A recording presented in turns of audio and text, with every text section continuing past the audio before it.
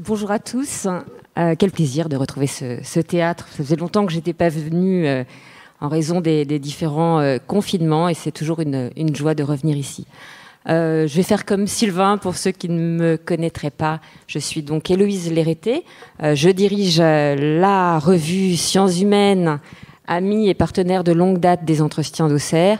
Et effectivement, pour la première fois cette année, nous sortons un numéro, c'est la petite page publicitaire, en partenariat avec les Entretiens, où vous retrouverez un certain nombre des auteurs présents tout au long de ces 2 jours, donc sur ce thème de la mise en scène de soi à la surveillance numérique, la fin de la vie privée, point d'interrogation.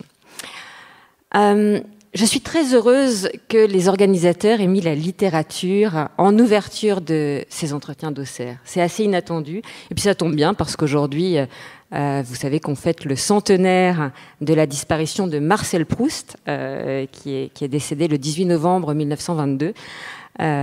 Donc, c'est une raison parmi d'autres, ou un prétexte pour mettre ces entretiens sous les auspices de la littérature. Durant ces prochains jours, il sera beaucoup question des phénomènes d'expression de soi et d'exposition de soi, notamment à la faveur de la massification d'Internet, des réseaux sociaux, et des phénomènes récents. Toute l'histoire de la littérature, depuis au moins 3 siècles, nous rappelle combien est fragile ce mur qui sépare l'intériorité du moi de l'extériorité du monde. Alors on peut bien sûr penser à toute la tradition autobiographique, depuis Rousseau jusqu'à l'autofiction contemporaine, mais pas seulement. La fiction, elle aussi, permet souvent à l'écrivain, comme au lecteur d'ailleurs, d'explorer sa propre vie, de convoquer ses obsessions et ses fantômes, de réfléchir à sa vie privée et de révéler certains de ses territoires secrets. Et on peut même aller plus loin d'ailleurs et se demander si tout travail, une œuvre, c'est un travail créatif, n'est pas secrètement relié à ce qui se passe en soi et chez soi. Avant de laisser la parole à nos 2 invités, de les présenter, je voudrais, pour vous mettre en bouche, vous raconter une petite histoire qui m'a beaucoup marquée, qui est un entretien que j'ai eu avec un théoricien de la littérature qui a disparu, que certains d'entre vous connaissent peut-être, d'autant qu'il était venu à Auxerre, c'est Tsvetan Todorov. Tsvetan Todorov, c'est pas un écrivain, il se voyait plutôt comme un scientifique, ou du moins son œuvre est vraiment coupée en 2. Jusqu'à la moitié des années 70, il a l'ambition de faire une théorie scientifique de la littérature. Il est très influencé par les formalistes russes. Il voit les textes comme des formes, comme des structures à décortiquer.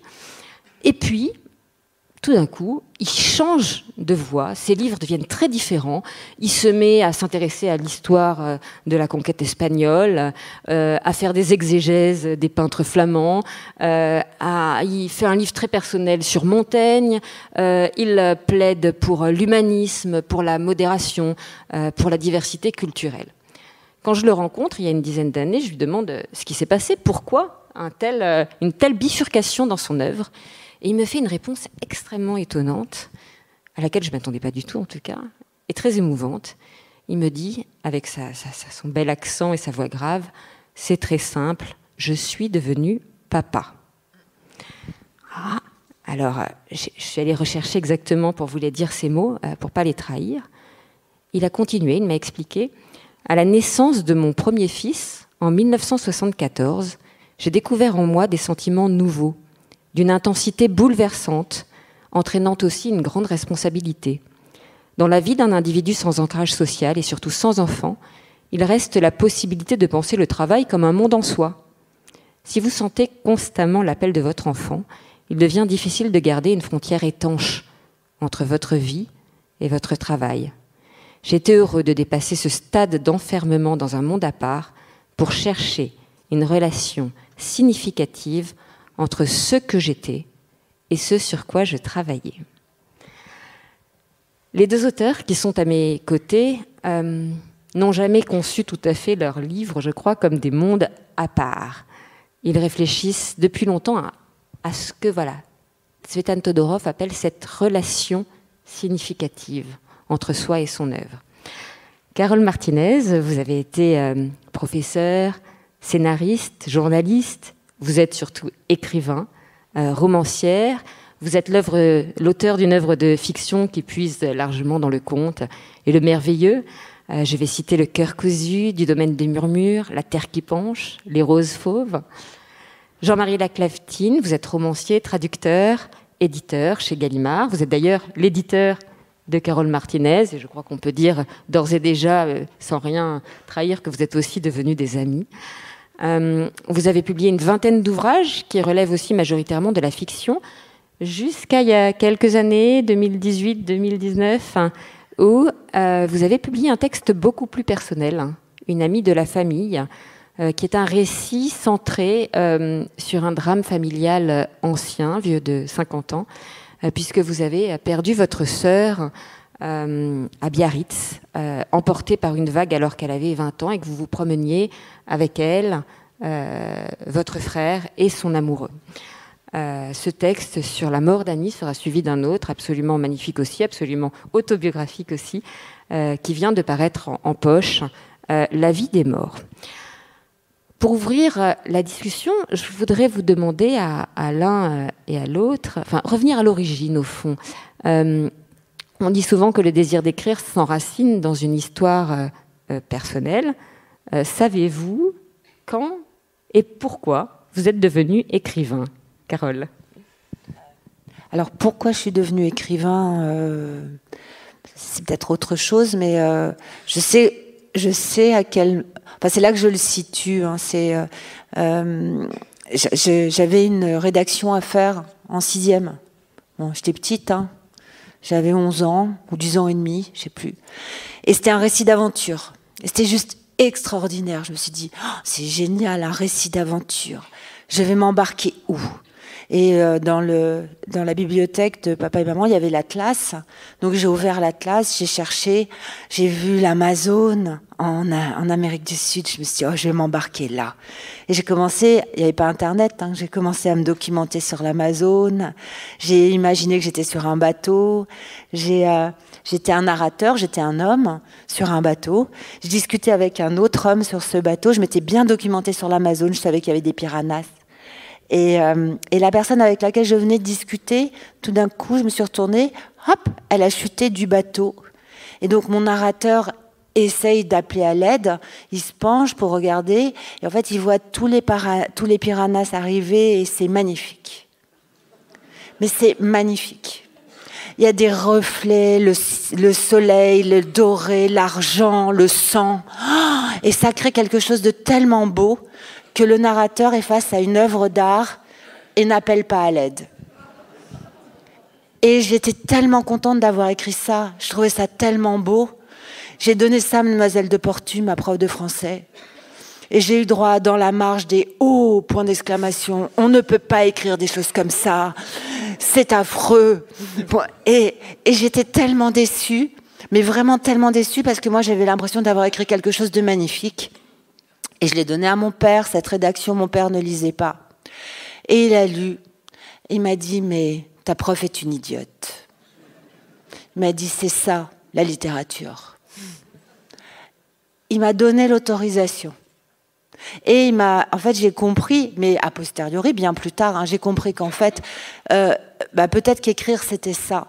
C'est-à-dire prendre des choses terribles, des choses traumatisantes, des peines, prendre l'horreur, et par cette folie alchimique de l'écriture, arriver à en faire une œuvre d'art ou quelque chose de beau en tout cas.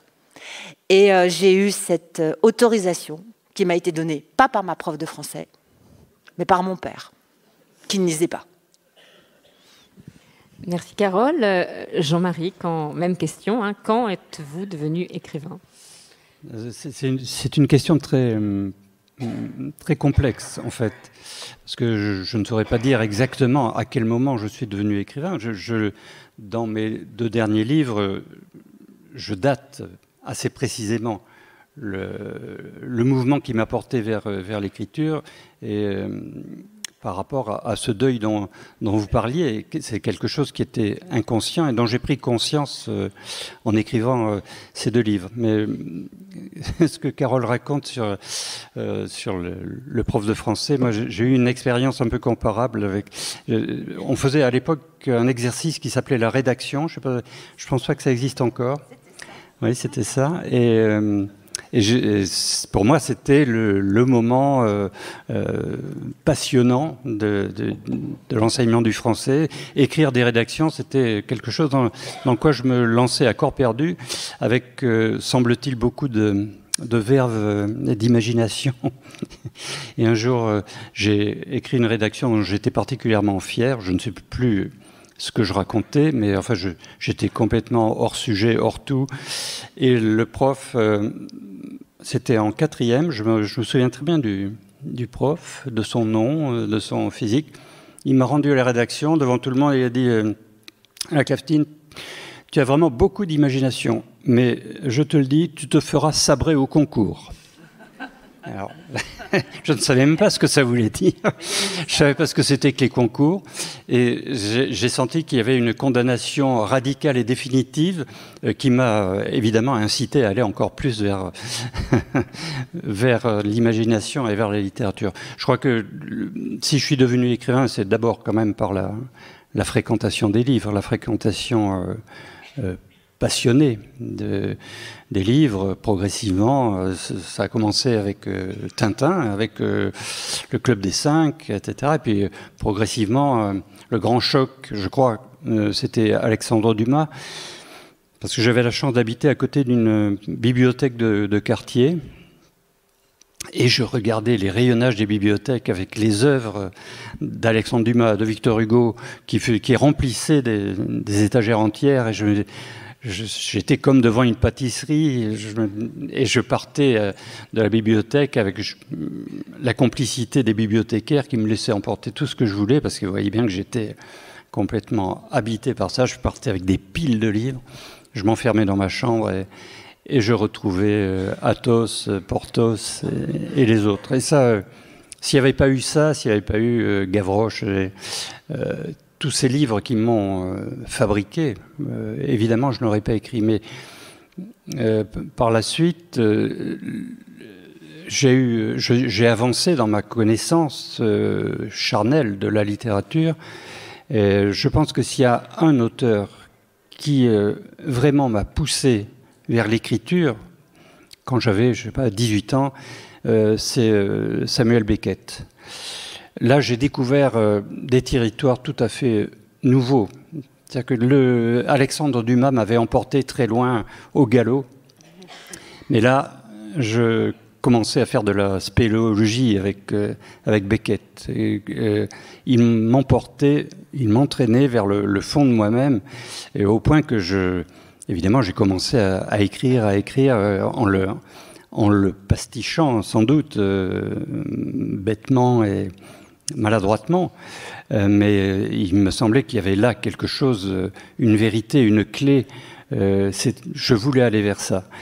Et cette rencontre-là a été capitale. Je dirais en même temps que Robert Pinget, qui était le grand ami de Beckett et qui écrivait de cette façon si profonde, si juste et si drôle aussi. Parce que ce que j'aimais dans ces deux auteurs, c'était aussi qu'ils me faisaient rire, mais c'était un rire métaphysique. C'est pas pour autant comme ça que je suis devenu écrivain. Je pense que, en effet, quand je dis dans mes derniers livres, je suis né à 15 ans, je suis né le jour où ma sœur est morte. C'est quelque chose que je peux dire maintenant, parce que je l'ai creusé, j'ai analysé le pourquoi. Je pense que c'est un événement qui a fait basculer ma vie sans que je m'en rende compte, bien au-delà du deuil, de la perte d'un être aimé. Et il y a une autre dimension de la vie qui m'apparaissait, qui s'ouvrait. Et encore une fois, tout à fait inconsciemment, je pense que ce jour-là, je suis devenu écrivain. Vous avez mis du temps à raconter cette histoire, Jean-Marie Laclavetine. Quand on a passé, comme vous, près de 20 ans à écrire de la fiction, qu'est-ce qui fait qu'un jour, on décide d'écrire sur soi et sur son passé? Tout à l'heure, vous disiez, vous parliez de mes 2 derniers livres en disant qu'ils sont très personnels, autobiographiques. Mais dans le fond, pour moi, il n'y a pas vraiment de différence. Dans les romans, je mets autant de moi-même et autant d'intimité, autant de choses extrêmement personnelles que dans ces 2 derniers livres qui, eux, racontent des faits avérés, enfin, avec tous les guillemets que ça suppose. Parce que ce qu'on a vécu, on le revit et on le transforme, et les souvenirs sont extrêmement trompeurs, et la mémoire est elle-même une très bonne romancière. Donc, mais ces 2 derniers livres, je les ai écrits en ayant le souci d'être le plus honnête possible avec les faits. Mais raconter les faits, c'est encore raconter. C'est-à-dire qu'un récit, comme une histoire d'amour, c'est avant tout une histoire. C'est quelque chose que l'on construit dans l'imagination aussi.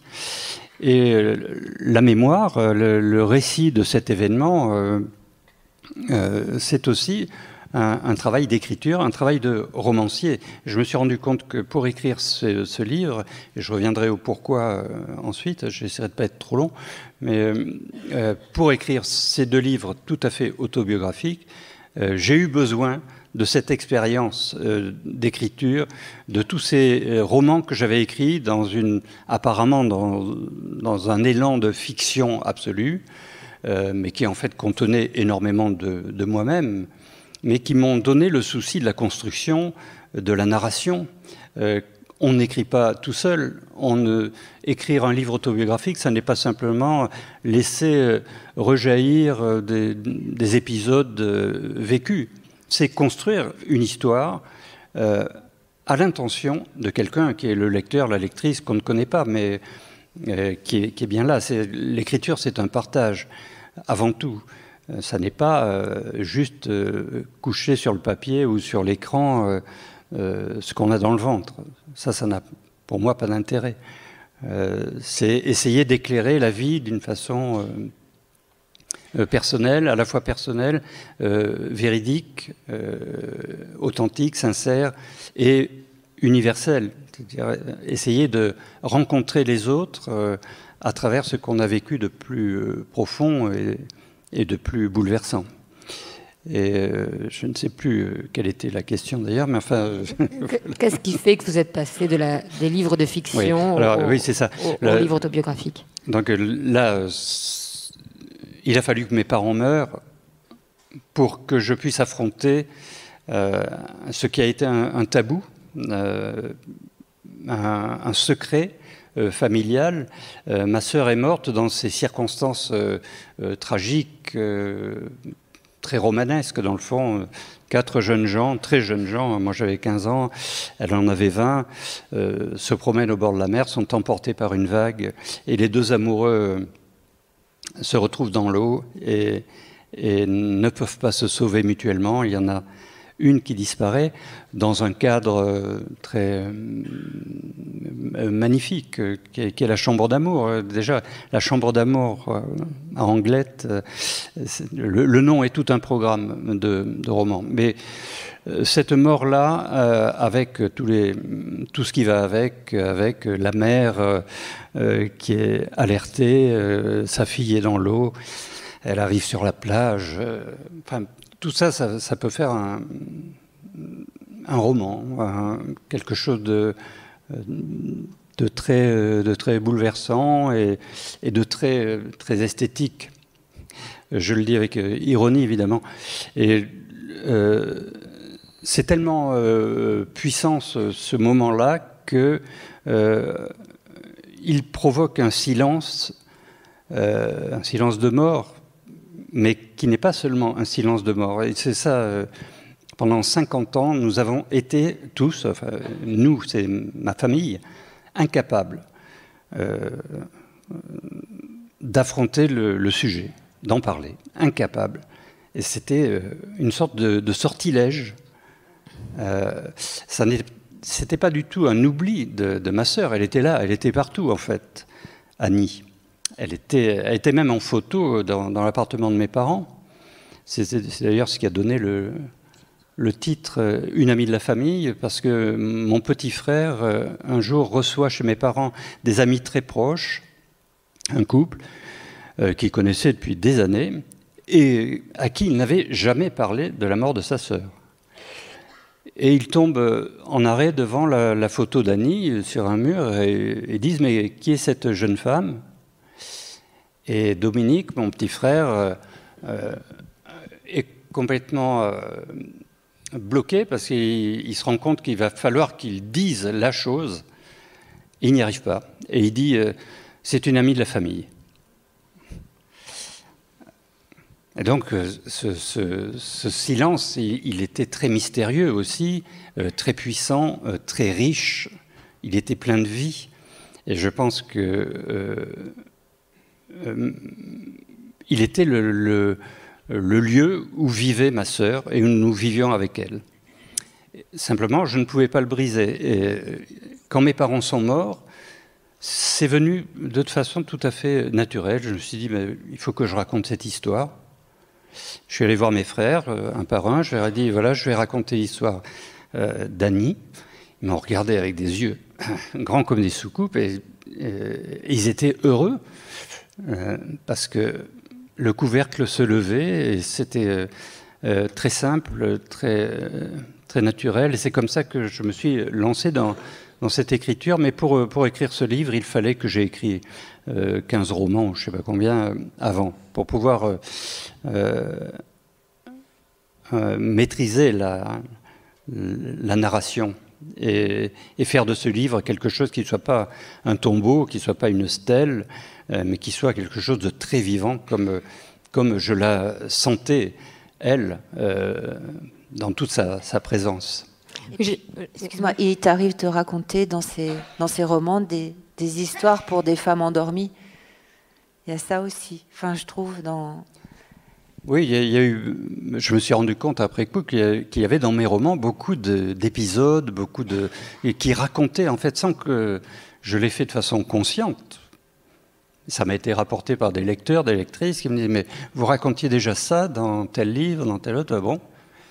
Et oui, je racontais ça et c'était incroyable parce que des épisodes, il y a des petites pierres comme ça dans chacun de mes livres. Et je ne le savais pas, je ne l'avais pas fait exprès. Et c'est ce que vous dites à un moment, qu'Annie est partout au fond dans votre œuvre de fiction. Vous avez une expression très, très frappante dans l'un de vos livres. Alors je précise à l'attention des lecteurs que ce ne sont pas du tout des livres tristes, ce sont des livres que je trouve, moi, très doux et très sereins, les deux. Vous dites que vous avez souhaité désincarcérer votre sœur de son cercueil de silence. Alors ça doit vous parler, ça, Carole Martinez, parce que de silence, de secret, de bouche et de cœur cousu, il en est beaucoup question dans vos livres. Oui, en fait, je trouve que le silence, c'est quelque chose dont le romancier, moi je suis pas dans le... Enfin, mon père vient de mourir, alors peut-être que je vais raconter des choses plus autobiographiques, en tout cas plus directement maintenant, puisque visiblement ça donne des autorisations. Je sais pas, on verra, hein, ou peut-être que j'écrirai plus rien parce que finalement c'était ma muse. Je sais pas, on verra. Mais le silence, c'est quelque chose sur lequel on peut broder finalement. Vous voyez, on peut en tant que romancier habiter le silence. On peut se permettre de tout écrire dans le silence. Je l'ai fait pour les femmes médiévales. J'ai travaillé sur le silence des femmes médiévales. C'est Duby qui disait qu'il avait passé sa vie à chercher dans les failles de l'histoire la femme médiévale et qu'en fait il avait entreaperçu des fantômes, mais presque rien, et qu'il ne nous restait plus qu'à les imaginer, tellement elles sont silencieuses. Et moi, je me suis dit, bah, c'est magnifique ça. je peux. Duby me le permet, puisqu'il dit allez-y, imaginez, il ouvre la porte au romancier, et ce silence du féminin, il est extraordinaire, par exemple, à exploiter. Après, le silence des secrets de famille, c'est quelque chose de splendide aussi que j'ai travaillé, parce que je m'intéresse à la transmission. C'est quelque chose qui me fascine. Des fois, on peut travailler sur un silence, mais qui a comme une sorte de ponctuation. Je sais pas, vous voyez, ce silence, il est nourri par quelque chose, presque rien. Par exemple, pour Le Cœur cousu, j'ai travaillé sur une histoire de famille. Après, j'en fais une fiction, hein, je m'amuse. Mais la fiction, c'était ma grand-mère qui disait que les hommes étaient tous des salauds parce qu'il fallait que je me souvienne de Frasquita Carrasco, mon aïeul, qui avait été joué et perdu au jeu par son mari en Espagne. Et donc, les hommes étaient tous des salauds, définitivement. Et moi, j'étais adolescente. Ça me faisait suer que les hommes soient tous des salauds. J'avais bien envie, le désir des hommes, c'était pas mal aussi, quoi. Donc j'étais embêtée. Il fallait que je trouve une façon de recoudre l'histoire familiale c'était devenu un matriarcat. Mon grand-père avait qu'à bien se tenir. Quand il n'était pas gentil, elle lui donnait une boîte de conserve avec une fourchette et pas chauffée. Donc je me suis dit, je vais peut-être voir qu'est-ce qu'il y a derrière ces quelques phrases de Frasquita Carrasco. Et j'ai cherché à la fois sur le plan historique ce qu'elle avait pu traverser, mais surtout j'ai modifié l'histoire familiale.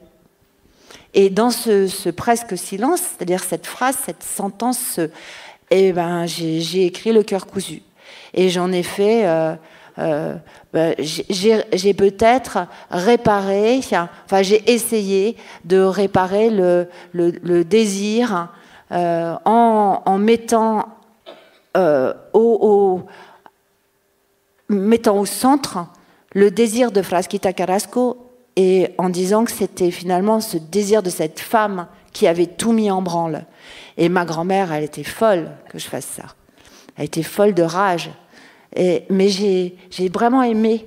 Donc vous voyez, il y avait quelque chose de l'ordre de la transmission à recoudre, et grâce à la littérature, ou en tout cas à l'écriture, je pouvais me le permettre. Donc je pouvais habiter ce silence-là et en faire ce que je voulais malgré les grands cris de ma grand-mère.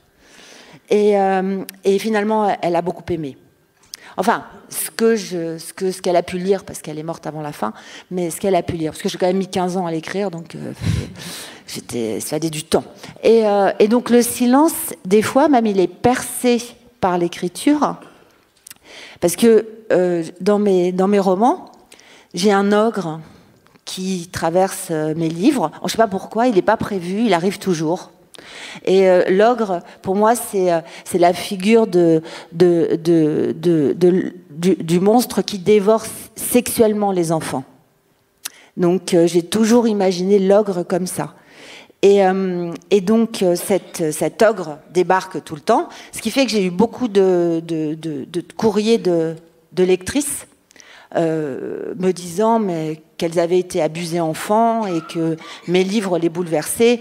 Faut savoir que moi je suis vraiment dans un monde qui est pas forcément réaliste, hein, mais qui l'est quand même, qui est concret. Et donc ces femmes m'ont écrit, puis à un moment donné, dans mon 3e roman, un ogre arrive que je n'avais pas du tout convoqué. Et je reçois une lettre d'une lectrice pour le roman précédent, magnifique, mais une lettre magnifique, et qui me dit « Mais c'est fou, est-ce que vous avez été abusé enfant ?» Alors, non, j'en ai aucun souvenir en tout cas. Et donc je demande à ma mère. Je lui demande « Maman, j'ai des ogres qui arrivent comme ça dans mes histoires tout le temps. » Et en fait, j'ai des lectrices qui me demandent si j'ai été abusée enfant. Moi, je m'en souviens pas. Mais du coup, est-ce que toi, tu l'as été ? Et c'est fou parce qu'elle m'a avoué à ce moment-là que oui. Elle me l'avait jamais dit. Mais elle m'a avoué que de 7 à 9 ans, elle avait été abusée enfant. Et elle ne me l'avait jamais dit. Et c'est comme une sorte de silence. C'est comme si... Du coup, moi, ça m'a vraiment bouleversée parce que je me suis dit, mais est-ce qu'on porte en soi les traumatismes des personnes qui nous ont précédés? Donc, pas seulement les siens, hein, mais en plus ceux des générations précédentes. Et donc, est-ce qu'à travers l'écriture, il y a quelque chose qui peut passer de ce silence-là, de ces secrets-là? Elle me l'avait jamais dit, elle me l'avoue là, et c'est dans mes livres. C'est quand même... Donc je suis allée regarder l'épigénétique, la génétique, je suis allée tout... Et j'ai travaillé là-dessus après sur le plan littéraire. Et je trouve ça vraiment magnifique que des choses puissent arriver de façon presque... Pour moi, l'écriture, c'est organique. Hein, mais ça jaillit, ça coule sur le papier, comme ça, c'est là. Et ça ne vient pas de nous directement. Et en même temps, vous disiez que vous mettiez 15 ans pour écrire un roman, donc il y a aussi un travail considérable. Ce n'est pas juste un jaillissement, comme disait Jean-Marie Laclaftine, il y a un travail sur la forme, une transfiguration pour en faire un objet de beauté. Oui, c'est ça en fait. Jean-Marie a un auteur qui s'appelle Arthur Dreyfus, il a beaucoup d'auteurs, et Arthur a écrit dernièrement Histoire de ma sexualité. C'est 2000 pages. Bah moi, ça ferait 25. Hein. Mais lui, 2000 pages, Histoire de ma sexualité. Je lui dis, mais c'est fou, mais c'est extraordinaire. 2000 pages. Et en fait, il m'a expliqué qu'il écrivait, mais à peine sorti de la chambre. Et même pas des fois sur le cul ou sur le dos des personnes, hein, comme Valmont dans Les liaisons dangereuses. Donc il écrit directement pour pas laisser la place justement à ce dont tu parlais tout à l'heure, c'est-à-dire la modification qu'impose le souvenir. Vous voyez? Donc c'est être au plus proche du réel. C'est attraper ce qui s'est passé exactement sans le modifier. Même si je suis sûre qu'on modifie déjà. Déjà, quand à peine sorti, on est déjà en train de modifier et que le travail d'élaboration se fait. Et même juste dans le mouvement de la plume, le travail d'élaboration se fait, ou même du clavier. Mais voilà, donc il essaye d'être au plus près du réel. Moi, c'est tout à fait le contraire. C'est-à-dire qu'il me faut au moins 15 ans. Il me faut au moins 15 ans. C'est comme une pâte à crêpes, mais qui prend plus de temps qu'une pâte à crêpes. Donc il faut que le temps que ça gonfle, que ça pourrisse peut-être un peu. C'est pas une pâte à crêpes alors. Oui, enfin, oui, c'est vrai, ça gonfle pas du tout la pâte à crêpes, mais ça doit reposer en tout cas. Une brioche peut-être. Ouais, une brioche. Enfin, c'est une brioche. Même le temps que ça pourrisse ou je sais pas ce que ça devient, mais bien après, en fait, je peux utiliser ce matériau, mais pas tout de suite parce que justement il faut le temps de la transformation. Et il faut que je trouve le chemin pour arriver à écrire ce qui ne peut pas être dit. Donc pour arriver à livrer. Et c'est pour ça que par rapport à ce dont on parlait tout à l'heure, moi je pense que la fiction est souvent la meilleure, enfin en tout cas pour moi, c'est le chemin le plus juste pour arriver à dire le réel. Voilà. Parce que je peux pas en parler directement. Il y a une part de fiction dans toute autobiographie, mais il y a une part d'autobiographie dans toute fiction, au fond. Oui, mais je reviens sur Arthur Dreyfus, ce livre de 1000 pages qui s'appelle en fait Journal sexuel d'un garçon d'aujourd'hui, où il décrit une sexualité homosexuelle frénétique, absolument frénétique. C'est très spectaculaire, enfin, c'était même ahurissant. Et ce qui est fascinant, c'est que petit à petit, il s'aperçoit que dans le fond, quand il provoque des actes sexuels, avec les applications téléphoniques, maintenant c'est immédiat, c'est-à-dire que il appuie sur un bouton et 10 minutes après, il est en train de faire l'amour sous un Porsche, par exemple. Eh bien, il raconte que petit à petit, il s'aperçoit que dans le fond, ce qui compte pour lui, c'est pas du tout l'acte sexuel, c'est l'écriture après, et qu'il ne fait l'amour que pour écrire. Oui, mais à la base, il m'a dit qu'il avait commencé à écrire ça parce que c'était très important pour lui, sa sexualité, et qu'il trouvait que c'était une perte de temps par rapport à la littérature. Oui. Donc en fait, il a fait entrer sa sexualité dans la littérature, et maintenant, sa sexualité est devenue de la littérature, Et comment est-ce qu'il va arriver? Je lui dis, mais alors maintenant, du coup, tu peux t'arrêter d'écrire ta sexualité? Et non, je pense que c'est très compliqué. Maintenant, c'est terrible parce que ce dédoublement, en fait, qui fait que normalement, on doit, enfin, dans sa sexualité, s'oublier un peu, et ben lui, il écrit. Donc, ce dédoublement est obligatoire maintenant. Il y a l'écrivain. Sur ce mot de résurgence, en effet, ce que Carole raconte sur l'histoire de sa mère, qui rejaillit comme une rivière souterraine dans ses livres, c'est très beau et c'est frappant, mais vous, Héloïse, vous avez prononcé un mot qui est tout simple mais fondamental, c'est la beauté. C'est-à-dire que la littérature permet ça, de faire des choses les plus terribles, les plus graves, les plus horribles, parfois les plus sordides, quelque chose de beau. De transmuer la vie dans ce qu'elle a de plus douloureux en beauté, c'est-à-dire qu'elle donne accès à quelque chose de supérieur, à un monde supérieur. Il y a une scène dans un roman de Carole que je trouve absolument magnifique. C'est une très belle scène de littérature, comme il y en a quand même très peu. C'est l'histoire d'une petite fille qui est emportée d'un château à l'autre dans la forêt très sombre des Vosges, enfin, ou une forêt de contes. Et elle est emmenée par un groupe de soldats, et notamment par un soldat qui est l'ogre. Elle voyage sur son cheval, et à un moment, la troupe s'arrête pour faire un bivouac, et l'ogre entraîne la petite fille dans le fond de la forêt. Et à un moment, il se fait prendre la jambe dans un piège à loup. Et là, la petite fille, qui était à moitié consciente de ce qu'il attendait, de cette dévoration qu'il attendait, qu'elle ne pouvait pas s'empêcher non plus de souhaiter d'une certaine façon. Il y avait une curiosité, une fascination. Et l'ogre est pris dans le piège à loup, et il essaie de convaincre la petite fille de l'aider à se délivrer. Et elle sait que si elle l'aide à se délivrer, son destin est tracé. Et donc, pendant toute cette scène, il y a la petite fille qui tourne autour de l'ogre, et l'ogre qui, par le discours, essaie de la convaincre. Et c'est d'une puissance. On voit bien à quoi ça peut renvoyer, mais seule la littérature permet de rendre cette violence belle, fascinante, parce qu'elle est piégée d'une certaine façon dans les pages du livre. Et on sait que le livre, lui, ne nous mordra jamais. Le livre, il ne nous offre que de la beauté, que l'accès à un monde supérieur, spirituel, où rien de mauvais ne peut arriver. C'est la beauté de la littérature. Et c'est ce que nous cherchons. Et qu'on écrive des fictions ou des autofictions ou des livres très personnels, ça reste ça l'objectif. Vous avez cité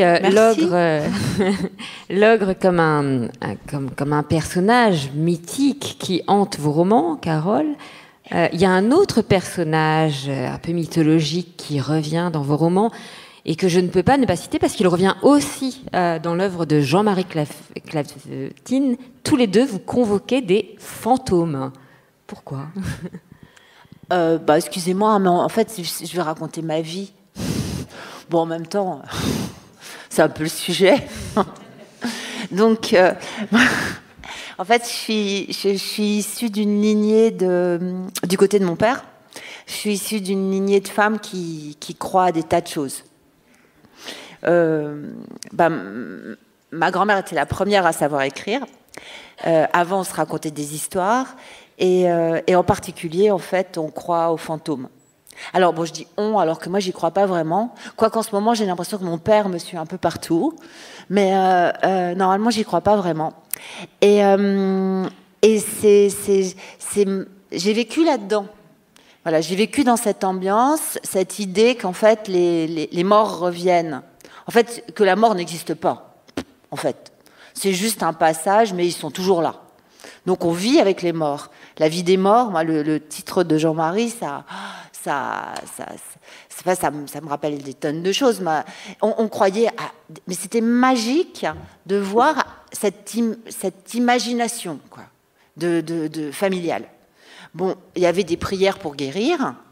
En espagnol, les saints étaient convoqués, il y avait des choses qui étaient liées à la cuisine, donc extrêmement concrètes, hein, des vieux citrons, de l'huile, du pain, des choses à faire pour empêcher les vivants de porter préjudice ou pour sauver du mauvais œil ou pour... bon, il fallait pas regarder un miroir à minuit, alors je sais pas pourquoi. Mais je ne sais pas ce qu'on y voyait. J'ai jamais vraiment regardé un miroir. Je me suis jamais regardé dans un miroir à minuit, quoi. Vous voyez, c'est des choses. Enfin, peut-être, mais je n'ai pas fait exprès. J'avais, soi-disant, d'après ma grand-mère, le don de voir les morts. Alors qu'elle avait simplement le don de savoir qui allait mourir. Bon, ce qui était un peu gênant. Aux enterrements, tout le monde l'évitait. Parce que c'était aux enterrements, et elle allait à tous les enterrements évidemment, c'était aux enterrements qu'elle disait « Oh là là, celui-là, il n'a pas bonne mine. » Et c'était toujours le suivant. Et moi, elle me disait « Toi, tu as de la chance, parce que moi, c'est dramatique, c'est presque une malédiction de savoir qui va mourir. Mais toi, tu les vois après. » Et alors, elle venait dormir dans mon lit, la nuit, pour voir les morts que je voyais. Mais je voyais, en fait, moi, j'avais des terreurs nocturnes. Et à chaque fois qu'elle venait dormir avec moi, je n'avais pas peur. Donc, en fait, elle ne voyait jamais les morts en question. Elle était toujours très déçue. Mais donc, j'ai vécu avec les morts. C'était un truc... Pour moi, les morts sont vivants. Enfin, je ne sais pas comment expliquer. Évidemment qu'ils ne le sont pas.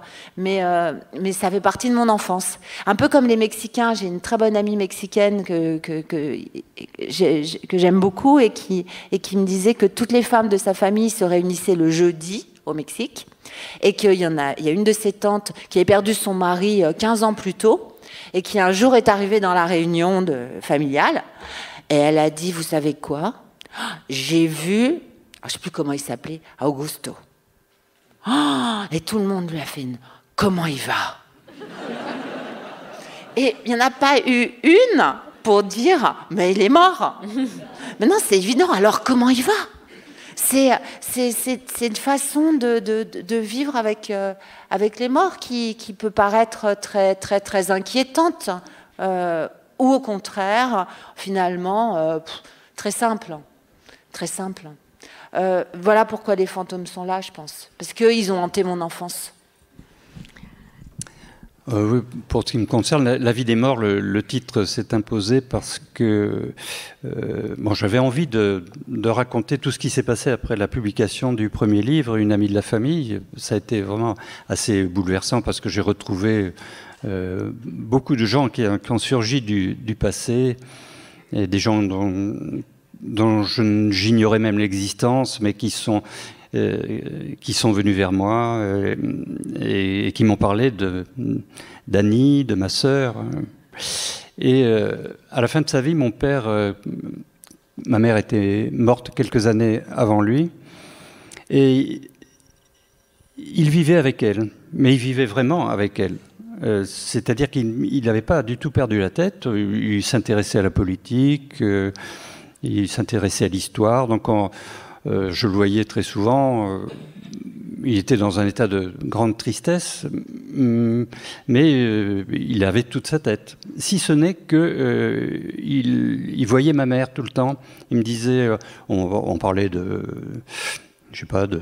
la politique, etc. Puis il dit, au fait, j'ai vu ta mère aujourd'hui, elle était là, elle était sur le canapé, mais elle n'a pas voulu me parler.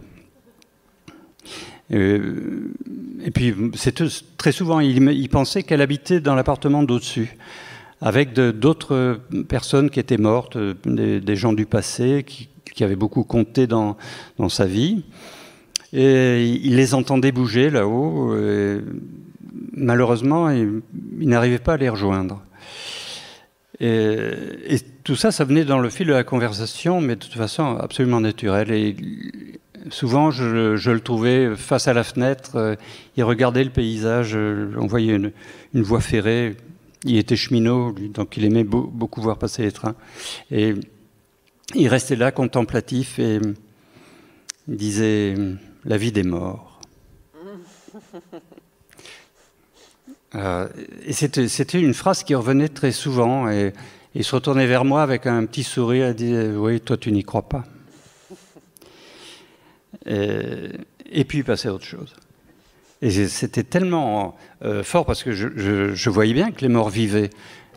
C'est pas une vue de l'esprit, c'est pas une illusion. Les morts sont vraiment vivants, ils sont avec nous.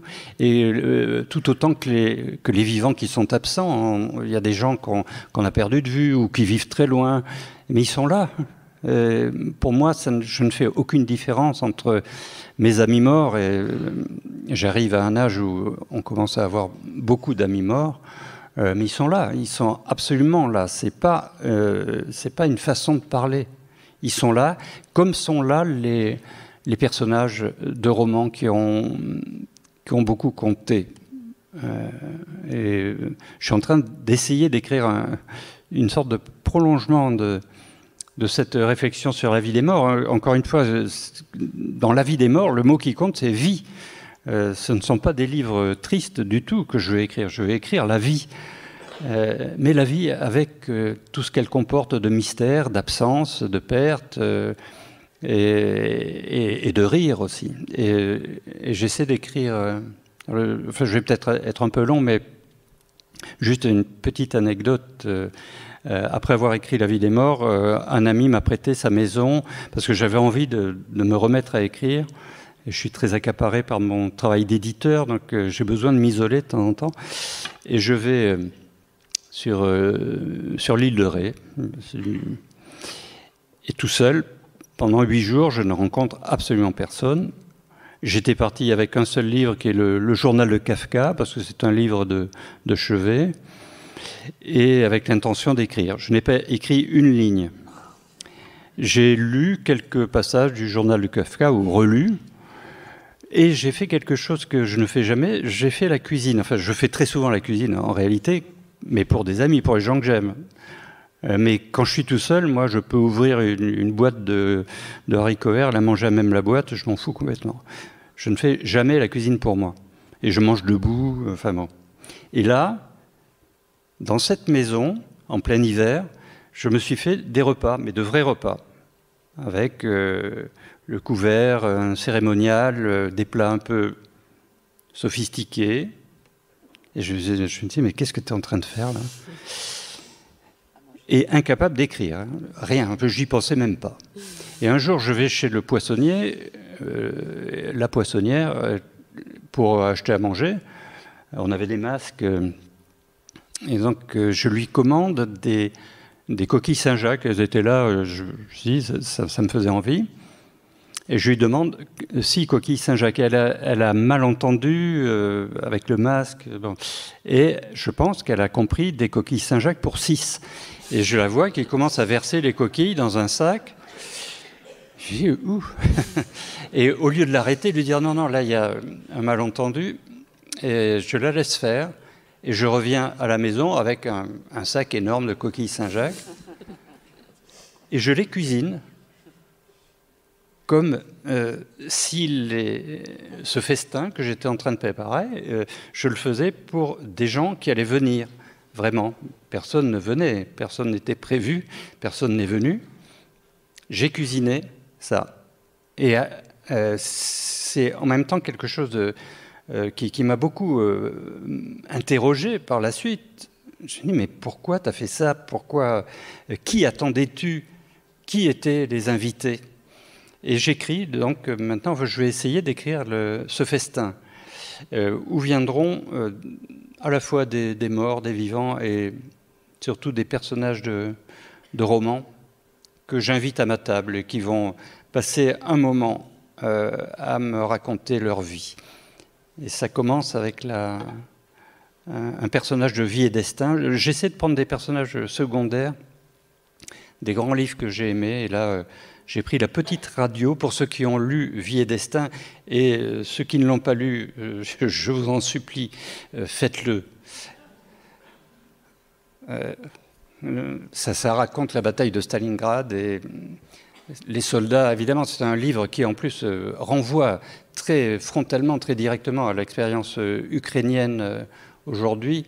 C'est bouleversant, c'est absolument magnifique. Et il y a une petite radio, une fille, une jeunette qui arrive dans une maison qui est encerclée par l'armée allemande. Et elle, sa fonction, c'est de faire marcher la radio. Et elle est là au milieu de tous ces guerriers. Et c'est un personnage sublime. Et j'avais envie de la faire parler, de l'inviter à ma table. Juste, dans mon souvenir, tu as commencé à écrire Une amie de la famille parce que tu as eu un rêve aussi. Oui, c'est vrai. Oui. Oui, on parle de... on voyait une figure spectrale, effectivement. Oui, bien sûr, c'est un rêve récurrent qui m'a vraiment poussé. Après la mort de mon père, j'ai eu ce rêve qui revenait. J'étais assis à une table de bistrot sur une grande place. Je buvais une bière. Et de l'autre côté de la place, il y avait une femme qui me faisait signe, enfin qui me regardait, avec une robe blanche que j'avais l'impression de connaître. Et je n'arrivais pas à identifier la femme. Et à un moment, elle se penche vers un gamin qui traîne sur le trottoir, là, et elle lui donne apparemment de l'argent.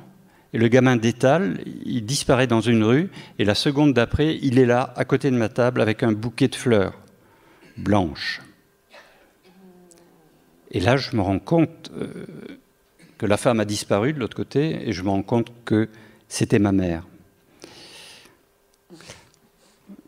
Et je me rendrai compte plus tard, en écrivant le livre, que ce n'était pas ma mère. Que cette robe, je la connaissais, mais il a fallu que j'écrive Une amie de la famille pour m'en rendre compte.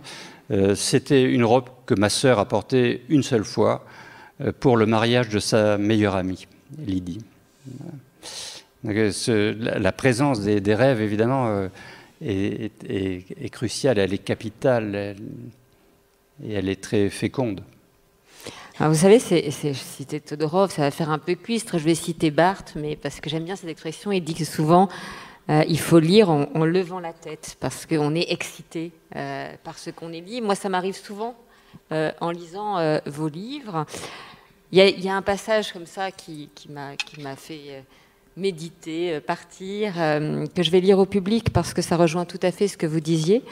Écrivain ou lecteur, nous sommes habités par la simple certitude que les mots universels, relient les vivants entre eux et les vivants aux morts.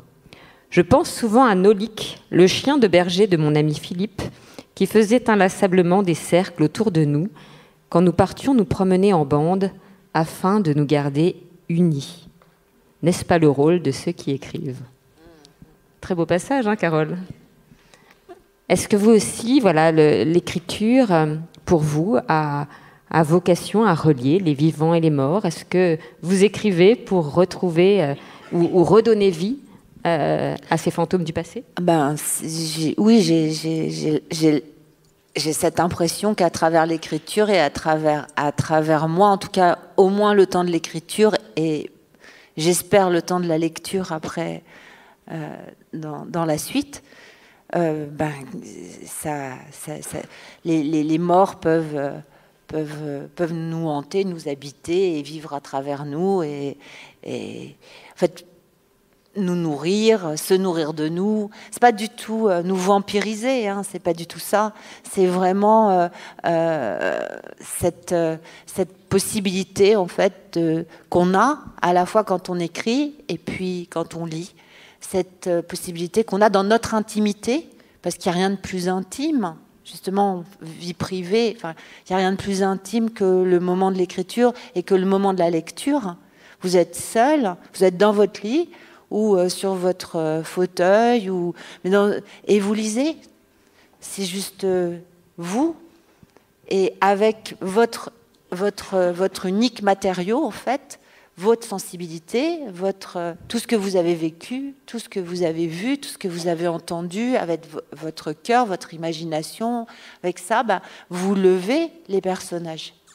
vous les faites vivre, vous entrez en eux et ils entrent en vous. Je ne sais pas exactement dans quel sens ça se fait d'ailleurs, mais ça se mêle. Donc oui, du coup, on devient l'autre, vivant ou mort, quand on lit ou quand on écrit. C'est ça qui est d'ailleurs très très beau, c'est cette possibilité qu'a l'être humain de devenir l'autre. C'est quand même magique. Vous lisez et vous devenez une prostituée, vous devenez un enfant, un vieil homme, un fantôme, vous devenez n'importe qui, tout en restant vous-même. Et avec vraiment les fils de votre intimité. C'est ce lien-là, il est d'une force. Mais pour moi, la plus grande capacité, enfin les plus grandes capacités humaines, c'est vraiment l'imagination et l'empathie. Donc il y a ça à travers la lecture. C'est très beau, quoi. Alors nous avons abordé et esquissé tout ce que l'on peut mettre de soi, même sans que ce soit dit directement dans une œuvre littéraire. Je voudrais à présent qu'on réfléchisse un petit peu à ce qu'en retour, l'écriture et la publication viennent instiller dans la vie personnelle. Concrètement, en publiant vos livres, vous vous êtes confronté au regard de ceux qui partagent ou ont partagé à un moment votre histoire familiale. Est-ce que ça a eu des répercussions sur vos relations avec vos proches ? Alors, quand on est un écrivain, ce qui est bien, c'est qu'à part Amélie Nothomb ou quelques-uns, en fait, notre visage, personne ne le connaît.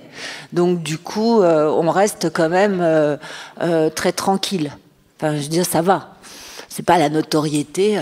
Enfin, en tout cas, en ce qui me concerne, voilà, on vient pas me voir dans la rue, ou très rarement, c'est arrivé 2-3 fois, je me suis dit, wow, pour me dire, oh, vous êtes Carole Martinez. Non. Donc déjà ça, je trouve que du coup ça change vraiment pas, heureusement, grand-chose quoi de ce point de vue-là. Après, il y a toutes les personnes qui se cherchent dans vos livres, tous ceux que vous connaissez et qui sont là. Quand tu as écrit ça, t'as pensé à moi? Non, parce que je suis exactement comme ça, tu vois. Enfin, alors non. J'ai pas pensé à toi. Et puis, ce qui est drôle aussi, il y a ceux qui ne se reconnaissent pas. Alors que très clairement, ils y sont, quoi. Et je sais pas, il y a une sorte d'aveuglement terrible. Alors, ceci dit, moi, j'ai tué mon père plusieurs fois dans mes livres et il s'est reconnu. Mais pas au début, hein. Le premier roman, il l'a adoré. Mais le deuxième, ça a été un petit peu plus difficile. Et puis le troisième, là, non. Ça... Mais c'était, c'est drôle. Il y a dans Le Cœur cousu, il y a un homme qui se prend pour une poule et qui, comme il y a une hiérarchie dans un poulailler qui est très très importante, en fait, qui devient la plus misérable des poulettes du poulailler, au désespoir de sa femme qui essaye de le ramener vers l'humanité, mais lui non. Et pour moi, c'était une façon d'exprimer la dépression. Et j'avais écrit ça, en fait, j'avais écrit ça pour mon père, qui avait été très, je peux le dire, maintenant je disais pour quelqu'un que je connaissais très bien, et tout, non, maintenant je peux dire pour mon père, qui a été très dépressif. Puis après, petit à petit, cet homme sortait comme ça, remontait la hiérarchie du poulailler, redevenait le coq, et puis il redevenait un homme. Et bon, je vais pas plus loin. Et bon, donc, mon père a adoré le roman, sauf le passage du poulailler. Mais alors, le passage du poulailler, il m'a dit, mais c'est n'importe quoi. Mais il m'a dit, mais un homme ne devient pas comme ça parce qu'il a perdu sa mère. Mais qui en arrive là, quoi? Il faudrait par exemple, tu expliques qu'il a reçu un grand coup sur la tête. Là, on peut comprendre. Mais sinon, non, en fait, c'est juste pas possible. Je pouvais pas lui dire, mais papa, c'est toi. Pour moi, c'est vraiment une façon de parler de la dépression. Et donc, est-ce que ça a modifié mes relations avec mes proches? Je parle beaucoup de mon père, mais c'est normal. Hein. Bon, en même temps, vu le... oui, je pense que ça a sans doute modifié ma relation avec mon père. Mais sinon, non. Oui, ça l'a dégradé. Mais pourtant, hein, moi, je suis au XIIe siècle, au XIVe siècle. Je suis rarement. Et puis, il a lu que mon premier roman qu'il a adoré, et le deuxième, je lui ai lu à voix haute. Et puis le troisième, il l'a ouvert. Il a lu une ligne, une autre ligne. Il m'a dit non, il n'y a rien qui m'intéresse. Bon, le troisième, le quatrième, je ne l'ai même pas donné. Mais en fait, je les ai tous écrits pour lui. Hein. Jean-Marie Laclaftine. Oui, moi j'ai l'impression de m'être davantage livré, paradoxalement, dans des romans. J'avais ce sentiment de me mettre complètement à nu en écrivant des romans qui sont pourtant vraiment des fictions. J'invente des histoires, notamment le dernier que j'ai écrit qui s'appelle « Et j'ai su que ce trésor était pour moi ». J'invente plein d'histoires qui s'entrelacent. Ça n'a apparemment rien à voir avec ma vie. Et pourtant, il y a chaque fois le sentiment de me livrer complètement. Alors que dans les deux derniers, où je raconte tout simplement ma vie, enfin d'une certaine façon, ça me paraît tout à fait naturel. Je pense que la littérature, c'est aussi c'est le territoire où le clivage entre vie privée et vie publique, qui est le thème de ces rencontres, n'a plus vraiment de raison d'être. On le dépasse, cette apparente opposition entre le privé et le public, la littérature permet de le dépasser. Alors les conséquences, moi mes deux derniers livres évidemment ont eu, notamment Une amie de la famille, ça a eu des répercussions très directes sur ma vie, parce que notamment j'ai retrouvé Gilles, l'amoureux de ma sœur. Donc il avait été emporté par la vague, et la vie était une autre vague qu'il avait emporté loin de nous. On avait perdu tout contact avec lui, c'était trop douloureux sans doute. Et le roman, je parlais de narration tout à l'heure, j'ai compris tout de suite, en décidant d'écrire un livre sur ma sœur et sur ce silence qu'il a englouti, j'ai compris tout de suite qu'il fallait que je raconte quelque chose, et ce quelque chose, c'était la quête ou l'enquête que j'allais mener sur Gilles, pour essayer de le retrouver. Je n'avais aucune idée de l'endroit où il vivait, et j'ai mis 250 pages ou 300 pages pour le retrouver, en fait. C'est-à-dire, au fur et à mesure que j'écrivais, j'accomplissais des démarches, je l'ai retrouvé un peu par hasard, et là, c'est devenu un ami, et on se voit maintenant très souvent, et on s'écrit. Donc ça, ce sont des conséquences heureuse, évidemment. Et puis j'ai retrouvé Jacques Fagalde, qui est quand ma sœur est tombée à l'eau avec Gilles et nous, il y a des jeunes gens qui étaient sur la plage de la Chambre d'Amour, des surfeurs qui étaient en train de ranger leur cabane à surf pour l'hiver, qui se sont très héroïquement jetés à l'eau pour essayer de la sauver.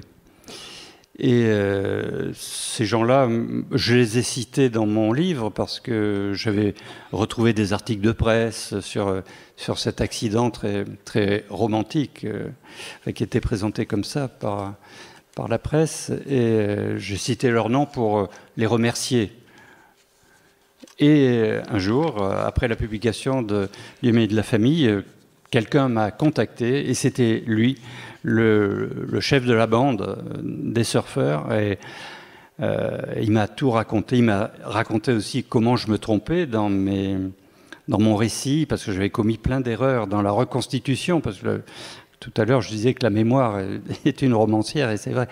Et donc on est retourné sur les lieux avec lui, et lui aussi c'est devenu un ami. Ça a été une rencontre très, très bouleversante, évidemment. Je vous remercie à tous les deux pour vos réponses extrêmement sincères. On va se donner un quart d'heure d'échange avec la salle. Mais auparavant, je vais vous laisser les mots de la fin, Jean-Marie Laclavetine. Ce ne seront pas vos mots, mais ceux de Guillaume Apollinaire, dont vous avez souhaité nous lire La Maison des Morts. Alors pas en entier parce que c'est très long, mais un extrait. Pourquoi ce choix ? Quand ma sœur est morte, j'ai trouvé un refuge dans la poésie. Là encore, ça n'était pas conscient. C'était simplement, je me suis jeté à corps perdu dans la poésie, dans la lecture, surtout l'écriture un peu aussi. Et je lisais passionnément, à la fois Rimbaud et d'autres poètes. Mais celui qui m'a été le plus proche, le plus amical, c'est Apollinaire. Et j'ai appris par cœur ses poèmes, notamment la chanson du mal-aimé, qui est un très long poème, et puis la maison des morts, qui est également un très long poème. Donc il n'est pas question de vous le lire ici, mais c'est un poème qui m'a accompagné pendant toute ma vie. Là, je vais le lire parce que j'ai trop peur d'avoir un trou, mais c'est quand même un texte que je continue à me réciter, et j'ai vécu depuis 50 ans avec la chanson du mal-aimé. Et pourquoi ? Ça raconte tout simplement une histoire d'amitié entre les vivants et les morts. C'est l'histoire du poète qui arrive à Munich dans un cimetière, qui voit les morts qui sont exposés dans des vitrines, et à un moment, les morts se lèvent. Et il les invite à partir en promenade. Et ils partent en promenade à travers la ville, et au fur et à mesure, la troupe des morts est rejointe par les vivants, qui trouvent ça très gai, ce petit cortège, et ils vont faire de la barque, et ils vont à la campagne, et il y a des histoires d'amour qui se nouent entre les morts et les vivants. Et c'est un poème tout simple, comme Apollinaire les écrit, et c'est ce que je trouve magique dans son écriture. Donc là, c'est la fin du poème que j'ai mis en exergue d'ailleurs dans Une amie de la famille, parce que c'était une sorte d'évidence. Et donc là, ils sont en train de faire une balade en barque, et voilà ce qui se passe. À l'avant du bateau que je gouvernais, un mort parlait avec une jeune femme vêtue d'une robe jaune, d'un corsage noir, avec des rubans bleus et d'un chapeau gris orné d'une seule petite plume défrisée. « Je vous aime, disait-il, comme le pigeon aime la colombe, comme l'insecte nocturne aime la lumière. »« Trop tard, répondait la vivante. Repoussez cet amour défendu, je suis mariée, voyez l'anneau qui brille.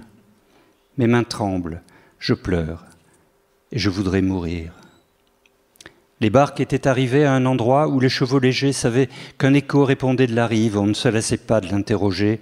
Il eut des questions si extravagantes et des réponses tellement pleines d'à propos que c'était à mourir de rire.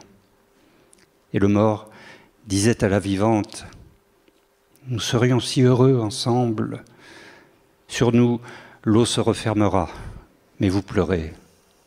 Et vos mains tremblent. Aucun de nous ne reviendra. » On reprit terre et ce fut le retour. Les amoureux s'entraînaient et par couples aux belles bouches marchaient à distances inégales. Les morts avaient choisi les vivantes et les vivants des mortes. Un genévrier parfois faisait l'effet d'un fantôme. Dans la ville, notre troupe diminua peu à peu. On se disait au revoir. À demain, à bientôt. Beaucoup entraient dans les brasseries, quelques-uns nous quittèrent devant une boucherie canine pour y acheter leur repas du soir. Bientôt je restais seul avec ces morts qui s'en allaient tout droit au cimetière où sous les arcades je les reconnus couchés, immobiles et bien vêtus, attendant la sépulture derrière les vitrines. Ils ne se doutaient pas de ce qui s'était passé. Mais les vivants en gardaient le souvenir. C'était un bonheur inespéré et si certain qu'ils ne craignaient pas de le perdre. Ils vivaient si noblement que ceux qui la veille encore les regardaient comme leurs égaux ou même quelque chose de moins, admiraient maintenant leur puissance, leur richesse et leur génie. Car y a-t-il rien qui vous élève comme d'avoir aimé un mort ou une morte?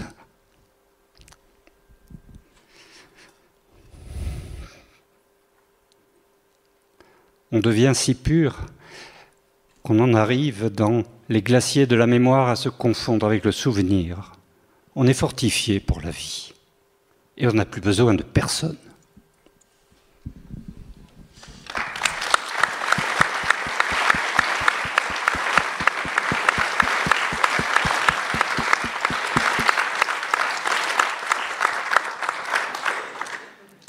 Merci beaucoup d'avoir fait résonner ces vers et cette sensibilité dans ce théâtre. Difficile après de prendre la parole. Hein. Un micro circule, deux même, paraît-il. Donc si vous avez des questions pour Carole Martinez, pour Jean-Marie Laclavetine, n'hésitez pas à lever la main.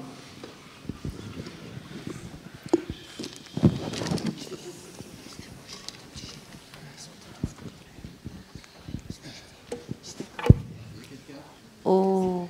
Ah.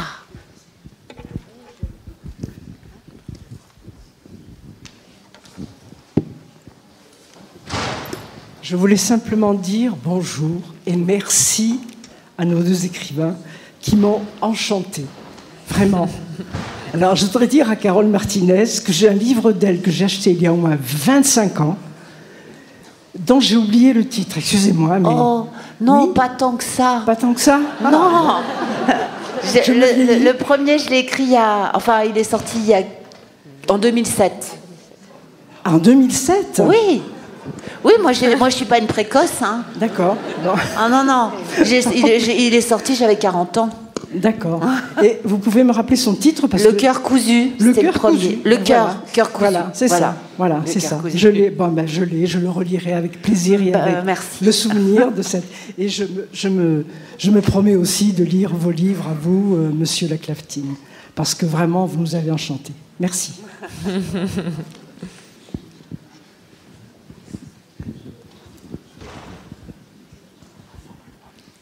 Pas d'autres... En fait, on aime bien les questions. Oui, là, regardez. Pas. Oh, et puis là-haut aussi. Ah, ben c'est fantastique, les questions arrivent. Venez.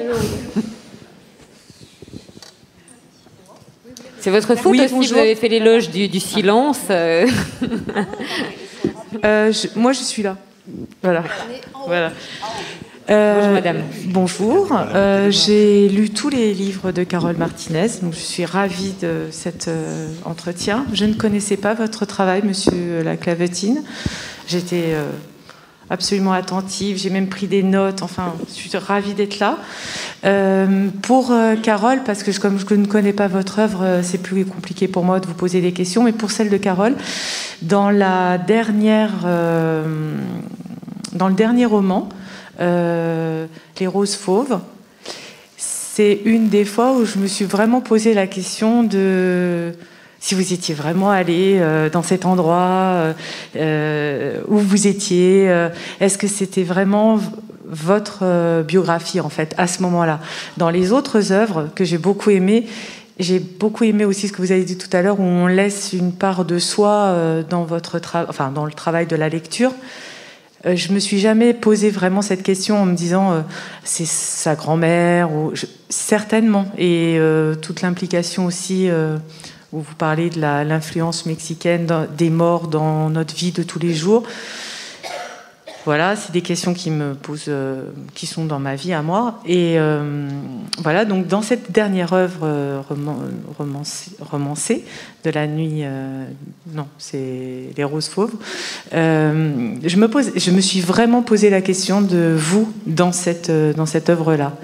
Voilà. Et juste pour terminer, parce que je vous laisserai répondre, vous parlez beaucoup de la littérature. Personnellement, moi, je suis plasticienne et je trouve que aussi dans l'art, voilà, il y a, on peut mettre aussi des choses liées de sa vie privée, de sa vie personnelle, et qui est un véritable moteur de création. Voilà, c'était tout. Oui, je pense qu'on parle de la littérature parce que finalement, tu peins pas, Jean-Marie, hein? Tu peins pas, hein? Tu ne peins pas. Non, voilà. Donc, du coup, on parle de la littérature, mais je pense que, évidemment, il y a beaucoup de choses qui, de façon identique. Ah, il y a un petit Larsen, là, dans d'autres arts. Alors, il se trouve que dans Les Roses Fauves, je me suis amusée, parce que c'est une lectrice qui m'a inspiré Les Roses Fauves, je me suis amusée à travailler le personnage d'un écrivain, d'une écrivaine, qui n'a pas de nom, mais qui a écrit un roman qui s'intitule Le cœur cousu. Bon. Alors, je la nomme jamais, mais comme moi j'étais coincée, j'étais embêtée, parce que j'utilisais ce que m'avait dit une lectrice à propos du cœur cousu, donc de mon premier roman. La lectrice qui était dans une rencontre comme ça était venue me voir, m'avait dit: j'ai adoré votre roman et votre titre est magnifique, Le cœur cousu. Ce qu'il faut dire, c'est que le titre, c'était Jean-Marie qui l'avait trouvé, hein. C'était pas mon titre, parce que mon titre, il l'avait trouvé très mauvais. Donc, il avait changé le titre et il avait intitulé ça Le cœur cousu. Et moi, je détestais ce titre parce que c'était pas le mien, déjà. Et puis que j'avais pas osé dire quoi que ce soit parce que quand même, Gallimard. Donc, j'étais éditée chez Gallimard. Hein. Donc, j'avais fait. Et puis moi, je trouvais que c'était un peu cucu, quoi, comme titre. Et j'avais pas vu le côté chirurgical, le côté. Je l'ai vu après. Mais cette femme est venue me voir et m'a dit: alors votre éditeur connaît la tradition. Non, Jean-Marie m'avait parlé d'aucune tradition espagnole. Et elle m'a expliqué que chez elle, les femmes, quand elles sentaient qu'elles allaient mourir, elles brodaient un petit cœur, et que dans ce cœur, elles mettaient plein de petits bouts de papier qui étaient toute leur confession, toute leur vie, leurs secrets et tout, qu'elles refermaient ça à l'aiguille, et qu'à leur mort, c'était leur fille aînée qui héritait du cœur, avec interdiction absolue de l'ouvrir. Et elle m'a expliqué que dans sa famille, il y avait des personnes qui avaient des armoires pleines de cœurs d'aïeuls. J'ai trouvé ça tellement beau. Mais j'ai dit: mais vous les ouvrez, forcément, quoi. Avec mon histoire de transmission et tout, savoir ce qu'on trimballe en nous. Et elle me disait: non, sinon malédiction. Et j'ai trouvé ça magnifique. Donc, j'ai écrit Les Roses Fauves à partir de cette révélation de cette lectrice. Et donc, je voulais avoir la lectrice, la mettre en scène de façon, elle est très différente, hein, c'est pas la vraie lectrice, et qu'elle ait cette armoire pleine de cœur, qu'elle rencontre la romancière, et que la romancière n'ait qu'une seule envie, c'est d'ouvrir cette armoire, d'ouvrir ses cœurs et de prendre la malédiction sur elle s'il y en a une, c'est pas grave. Et donc voilà, c'est pour ça que du coup j'ai utilisé un ersatz de moi-même, mais il se trouve que dans les cœurs tout est écrit en espagnol et que l'ersatz de moi-même, il est bien plus fort que moi, elle est fantastique, elle est merveilleuse, elle parle couramment espagnol et moi je suis juste lamentable en espagnol par exemple, donc incapable de lire ce qu'il y a dans les cœurs. C'est moi et c'est pas moi, et je n'ai jamais mis les pieds dans ce village, dans ce petit village breton où la romancière vient pour écrire autre chose et elle rencontre la postière. Non, tout ça c'est faux. Non, mais c'est de la supercherie. C'est ça qui est intéressant, c'est à quel point on mêle, voilà, du vrai, du faux, et puis à quel point le faux est plus vrai que le vrai. On ne sait plus, quoi. À un moment donné, d'ailleurs, la romancière, la postière demande à la romancière, lui dit: mais vous écrivez des histoires vraies? Et elle dit: un roman, c'est toujours un peu vrai. Elle dit: un peu vrai? Un peu? Alors, je comprends pas, quoi. Donc, c'est ça, ouais, je pense que c'est vrai. Enfin, On va prendre deux autres questions. On va les prendre ensemble parce qu'on va éviter de faire prendre du retard aux entretiens. Oui. Juste sur la création de plasticiennes, enfin... oui, je pense vraiment, c'est pour ça que j'ai cité aussi l'histoire de Tzvetan Todorov au début, c'est-à-dire que dès qu'une forme de création intervient, elle charrie une part de soi et d'histoire personnelle, inévitablement. Oui, vous avez évoqué à juste titre le moment de la publication comme un moment essentiel dans le déroulement d'une œuvre littéraire. Je pense que c'est un moment qui est l'objet d'un désir profond de tout écrivain, un peu masochiste parce que je pense qu'on le craint également. Pour les multiples raisons de désirer de se faire publier, il y en a beaucoup, mais est-ce qu'il n'y a pas, à l'évidence, un besoin de reconnaissance ? Comme tout créateur a envie d'être reconnu par ce qu'il fait. Et je voulais savoir si vous avez ressenti ce besoin d'être reconnu dans votre travail et votre publication. Et je me demande si ce n'est pas un fil conducteur aussi pour le thème de ces entretiens qui fait que le besoin de reconnaissance crée beaucoup de porosité entre le privé et le public. Alors, avant de répondre, on va prendre une dernière question. À l'étage. À l'étage. Derrière. Alors, il y en a 3. Donc, une ici, une en bas. Et à l'étage. Oui, à l'étage. Alors, à l'étage, on vous écoute. Et puis, il y a une dame derrière. Donc.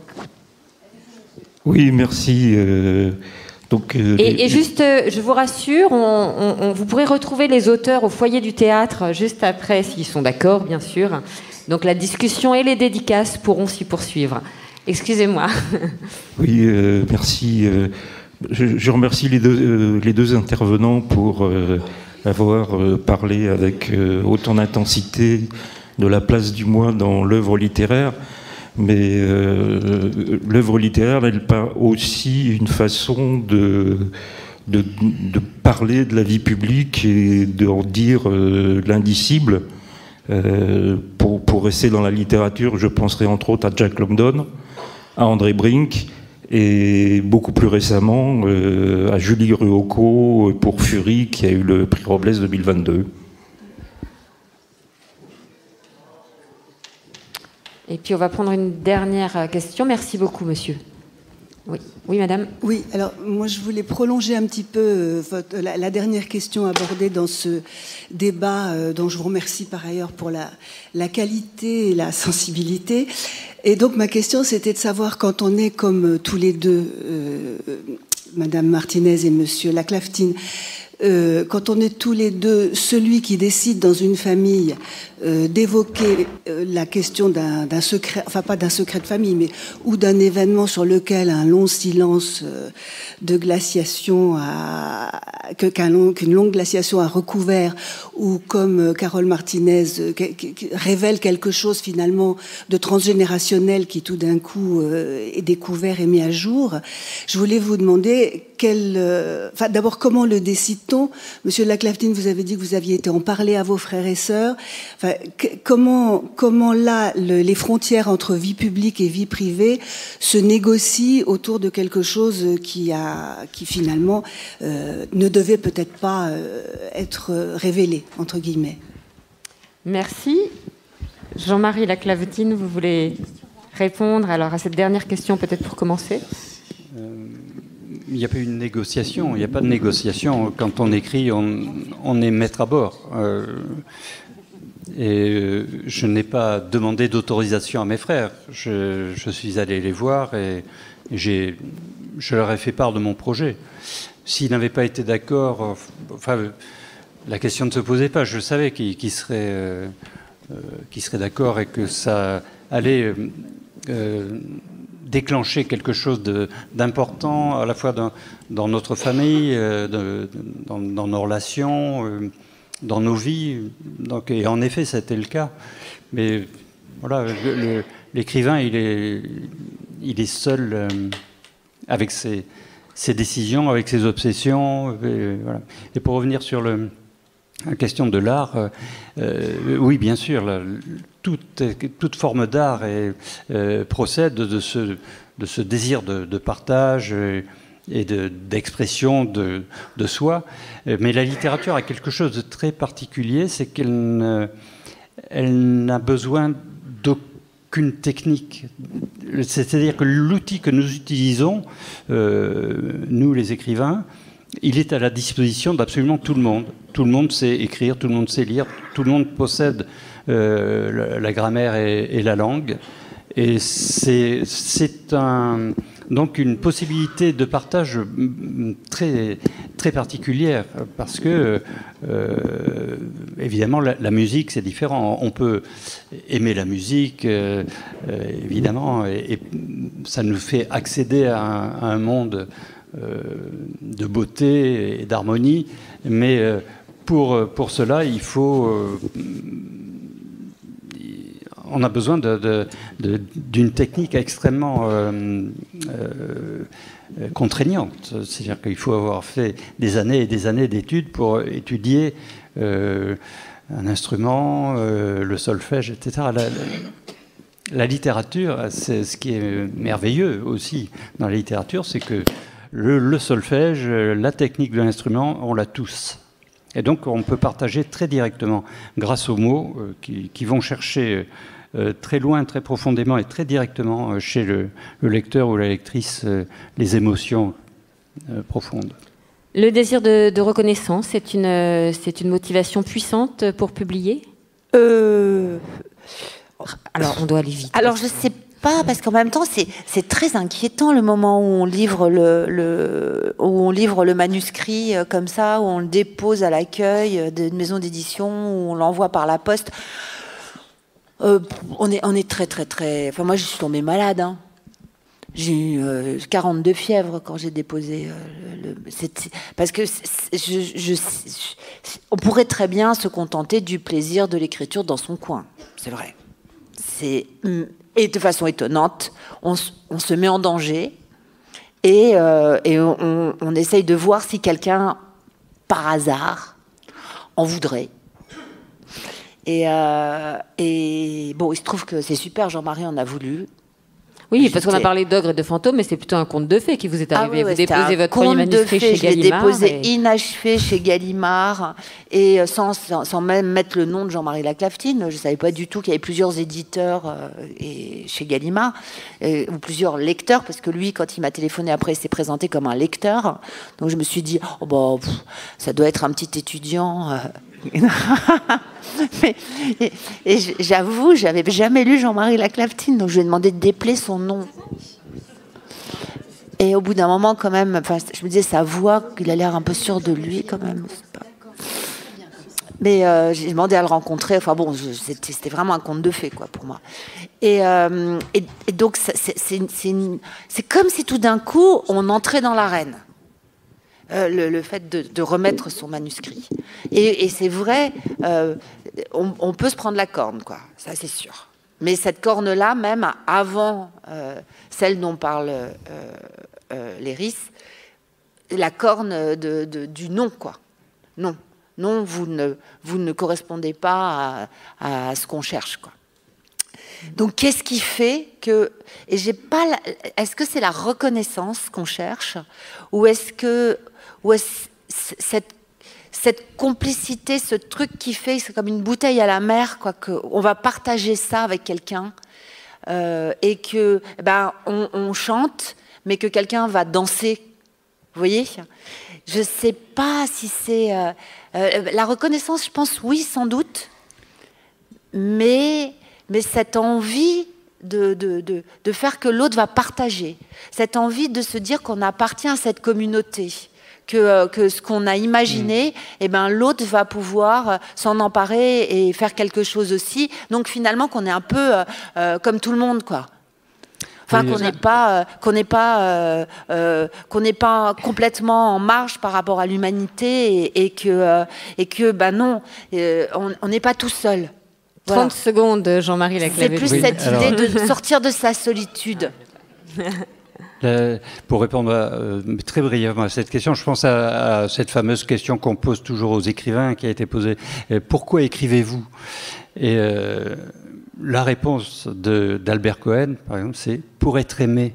Oui, c'est ça. Et c'est tout simple. C'est tout simple. Et alors après, on sort de cette période abominable des prix littéraires, de la reconnaissance sociale, en fait. C'est un poison, c'est quelque chose mais qui existe aussi dans la vie littéraire. Mais profondément, la vraie réponse, c'est ça, c'est pour être aimé. Alors, je cite, j'ai encore 10 secondes, 2 autres réponses qui mais il faut répondre beaucoup. aussi au monsieur sur la vie publique. Oui, oui. Donc, c'est la question, pourquoi écrivez-vous? Beckett répondait bon qu'à ça. Oui, bon qu'à ça. Et une réponse que j'adore, c'est Jean Paulhan qui disait « J'écris si peu, votre reproche me touche à peine. »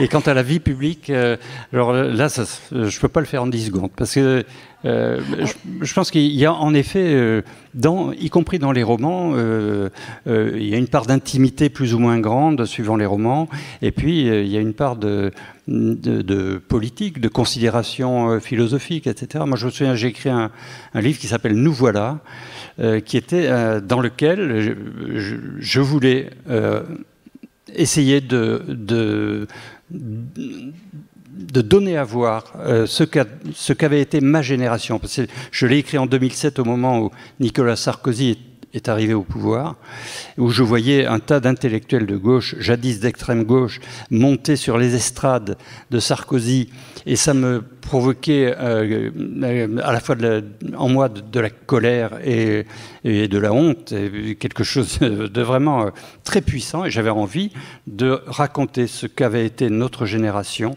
par rapport à la politique et à la vie publique. Et ça peut... bon, je le fais à ma façon, évidemment, un peu fantasque, mais c'est une part de la littérature qui est tout à fait envisageable. En tout cas, dans tous les cas, il s'agit d'élucider et de témoigner de choses que l'on perçoit, que l'on ressent, que l'on voit. Et juste, je voudrais quand même répondre mais jamais, en fait, personne ne s'est aperçu que je racontais des choses familiales.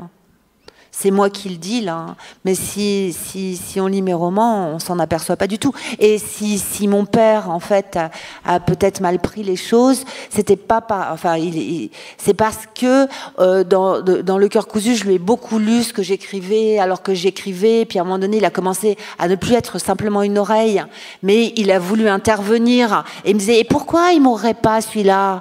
Et je disais, non, il mourra pas. C'est pas des mais tu devrais et tout. Donc au bout d'un moment, j'ai arrêté. J'ai arrêté de lui lire parce que c'était plus juste une oreille. Il parlait trop. Et donc, en fait, ça l'a beaucoup vexé. Ça l'a beaucoup vexé de ne plus participer à l'élaboration, comme ça, des choses. Mais c'est pas parce que je racontais des choses familiales.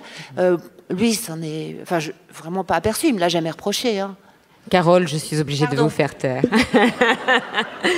Merci à tous de votre attention. On me fait des grands signes en coulisses. Il faut laisser la place aux intervenants suivants. Je rappelle juste, on se retrouve au foyer du théâtre pendant la pause. La librairie Oblique est là avec tous les livres de Carole Martinez et notamment les derniers, mais aussi ceux de Jean-Marie Laclavetine. Découvrez-les si vous ne les connaissez pas. Merci à vous, merci Héloïse.